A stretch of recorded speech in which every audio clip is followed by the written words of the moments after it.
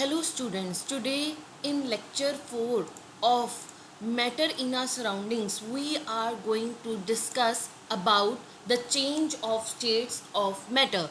Means how the states of matter are interconvertible into one another, and this could be done only either by changing the temperature and by changing the pressure. As you all know, water can exist in three states of matter: solid as ice, liquid as the familiar water, and gas as water vapor. So, the change of state takes place like this: when an ice is placed in the open environment, or you can say when the ice is being heated, it melts to form water. After that, when water is heated, it converts into water vapor, and when the water vapor are condensed, means we are lowering the temperature, then it will condense to form water again. And further, when this water is placed in the freezer, it will get freezed into ice again. So when we are increasing the temperature, solid changes into liquid, then liquid changes into gas. But when we are lowering the temperature, the gas change into liquid again, and liquid again change into solid, and this interconvertibility of states of matter is known as change of state. Fine. And these changes takes place at a particular temperature. We will see at what temperature they take place. So first of all, solid to liquid, that is melting. Melting is the process in which a solid substance changes into liquid on heating. Like if we have taken an ice in a pan and we are heating that pan, the ice will get converted into liquid by the process of melting. Now the question that arises in our mind is, what happens to the particles of matter when solid changes to liquid? On increasing the temperature of solid, means when we heat up the solids, the kinetic energy of the particles increases. The particles that are closely packed in the solids, they acquire kinetic energy, and the kinetic energy of overall solid particles will increase.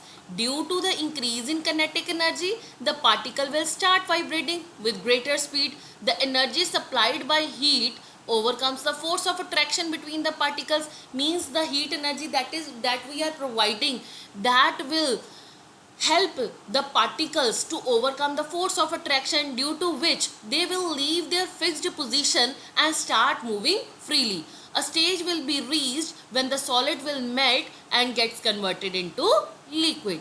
Means when we are heating the solid, the particles of the solid will gain kinetic energy, and the overall kinetic energy of the particle will increase, due to which they will vibrate vigorously, and the energy which is being supplied in the form of heat will help the particles to overcome the forces of attraction between them, due to which they will leave their fixed position and will move randomly. A stage will be reached when the solid will melt and gets converted into liquid. The minimum temperature at which a solid melts to become a liquid at the atmospheric pressure is called melting point. Means basically melting point is the minimum temperature when the solid will melt and become a liquid, and melting point is an indication of the strength of force of attraction between the particles. How? When we are heating the solid, it will not get converted into liquid until all the forces of attraction are being overcome by the heat provided by us externally. So basically the melting point of solid is an indication of strength of force of attraction between its particles. The melting point of ice is 273.15 Kelvin or 0 degree Celsius. Means at the 0 degree Celsius, the ice will get converted into liquid. So that is the melting point of ice. Liquid to gas change, means that is boiling or vaporization. The process in which a liquid changes into a gas rapidly on heating is called boiling. The temperature at which a liquid will start boiling and changes rapidly into a gas at atmospheric pressure is called boiling point of the liquid. The boiling point of water is 100 degrees Celsius. Means at 100 degrees Celsius, the liquid, or you can say water, will change into water vapors. The boiling point of a liquid is also a measure of force of attraction between its particles. So what happened to the particles of matter when liquid changes into gas? When a liquid is heated, the heat energy makes its particle move even faster. At the boiling point, the particles of liquid will have sufficient kinetic energy to overcome the force of attraction present between them, which was holding them together. Ultimately, that force of attraction will get lowered down, due to which the liquid will start boiling to form a gas or a water vapor if we talk about water. Liquid to solid change means freezing or solidification, the process by which a liquid is being converted into solid by cooling is called freezing or solidification. So I am repeating again, the process of changing a liquid into a solid by cooling is called freezing or solidification.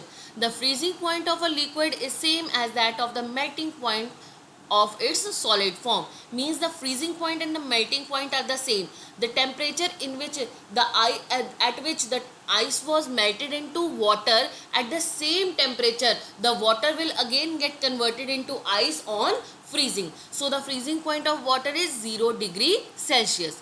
When a liquid is cooled by lowering the temperature, means we are lowering the temperature, its particle lose its kinetic energy, due to which they will start moving slowly. If the liquid is cooled enough to its freezing point, means we are cooling the liquid to its freezing point, its particles stop moving and vibrate about a fixed position. At this stage, the liquid freezes and becomes a solid. Sublimation. This is the process of changing of solid directly into vapors on heating and of vapors into solid on cooling is known as sublimation. Means in this process the solid directly gets converted into vapor, and otherwise it can also take place like that the vapors get directly changed into the solid on cooling is known as sublimation. The following substances undergo sublimation: camphor, naphthalene, dry ice, ammonium chloride. Solid carbon dioxide, which is also known as dry ice, sublimes to form carbon dioxide gas. Means naphthalene, as you can see, we put naphthalene balls when we keep our woolen clothes in our cupboards. That naphthalene ball is a substance which directly, it is in a solid form, white color solid balls, they get directly changes into vapor form. I think you must be clear with all these concepts. You need to go through this definition very carefully, and you have to write all these definition in your notebook. Thank you so much.